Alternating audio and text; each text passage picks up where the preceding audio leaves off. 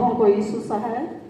आज हम लोग गुमला मंडली में विश्व प्रार्थना दिवस मना रहे हैं और विशेषकर नाइजीरिया देश के लिए। तो उसी से संबंधित वहाँ की बहनें आराधना सभा का संक्षिप्त संस्करण की है। उसमें कुछ बहनों का जीवनी को बतलाया है, उसी को मैं कुछ बहनों का जीवनी को बतलाना चाहती हूँ। मसीह में प्यारो, आज हमारे गुमला मंडली में विश्व प्रार्थना दिवस मनाया जा रहा है। बहन के द्वारा हम लोगों ने सुना कि विश्व प्रार्थना दिवस क्यों मनाया जाता है। इस वर्ष 2026 में विश्व के नाइजीरिया देश के लिए विशेष रूप से प्रार्थना की जा रही है और आराधना सभा का संक्षिप्त संस्करण नाइजीरिया की मसीही महिलाओं द्वारा तैयार किया गया है। इस वर्ष का थीम है, आओ मैं तुम्हें विश्राम दूंगा। मत्ती 11:28 में हम देख पाते हैं, हे सब परिश्रम करने वालों और बोझ से दबे हुए लोगों, मेरे पास आओ, मैं तुम्हें विश्राम दूंगा। नाइजीरिया की मसीही महिलाएं हमें आह्वान कर रही है कि हम दुनिया के किसी भी क्षेत्र में निवास करते हों, एक दूसरे के लिए प्रार्थना करें, एक दूसरे के बोझ को साझा करें और एकता में नई ताकत पाएं। आज हम नाइजीरिया की कुछ बहनों की जीवनी को सुनेंगे, उनका कहानी को सुनेंगे कि वहाँ के बहनों के द्वारा ही इसे तैयार किया गया है। पहला कहानी के रूप में हम देखते हैं, नाइजीरिया देश में चियोमा नाम के एक बेटी थी जो आज सुरक्षा का बोझ तले दबी हुई थी। स्कूल जाना उसे अच्छा तो लगता था, किंतु पढ़ाई में कमजोर होने के कारण उसके टीचर्स के अनुसार उनका कहना था कि किसी भी चीज में अच्छी नहीं है, जिसके कारण चियोमा को 1 साल उसी कक्षा में रिपीट करवाया गया।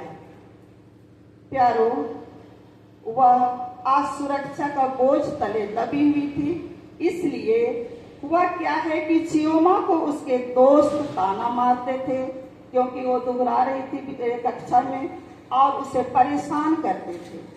चियोमा चिंतित थी, असुरक्षा का बोझ उसके मन में था, क्योंकि उसके पिता भी चाहते थे, वे भी कहते थे कि लड़कियों को पढ़ाई लिखाई कराना कोई फायदे का बात नहीं है। प्यारो, चियोमा दुखी थी।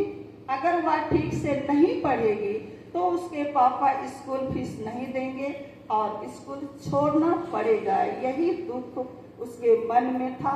असुरक्षा के बोझ में वो दबे हुए थे। प्रियो, आगे हम देखते हैं, चियोमा के दोस्त उससे बाद में यीशु मसीह के विषय में बतलाते हैं और उसे प्रार्थना के बारे में भी बतलाते हैं कि प्रार्थना करने से कैसे मदद मिल सकती है, प्रार्थना के द्वारा उसका जीवन बदल सकता है। एक दोस्त ने उसे प्रार्थना करने सिखाई जो इस प्रकार था, हे प्रभु, मैं आपकी बेटी हूँ, मैं तेज हूँ और सीख सकती हूँ। हे प्रभु, मैं आपकी बेटी हूँ, तेज हूँ और सीख सकती हूँ और आगे बढ़ सकती हूँ। आमीन। और उसी प्रार्थना को चियोमा प्रतिदिन करती थी और साथ में उसके दोस्त भी उसके लिए प्रार्थना कर रहे थे। तत्पश्चात क्या हुआ, वातावरण बदलता है, चीजें बदलती है। जो टीचर्स उसको प्यार नहीं करते थे, उससे फेल हो जाती थी जिस सब्जेक्ट में, उस विषय पर उसकी मदद करने लगे और सब कुछ उसके समझ में आने लगा।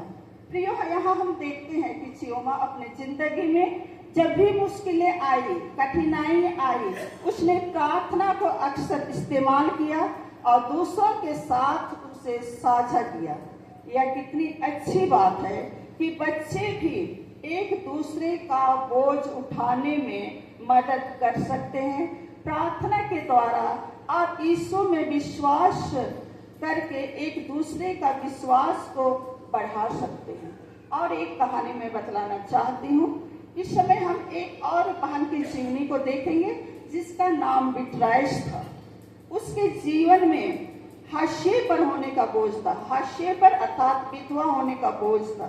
बिट्राइस एक विधवा थी, वह अपने पति को खोई थी और समाज में भी अपनी जगह खो दी थी।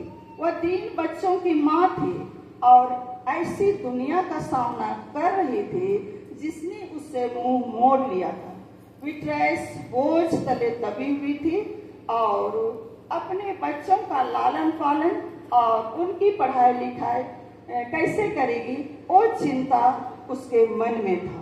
प्रियो, इस बुरे समय में उसे प्रभु पर विश्वास करके और दूसरी विधवाओं के समुदाय में रहकर उसे ताकत मिलती है।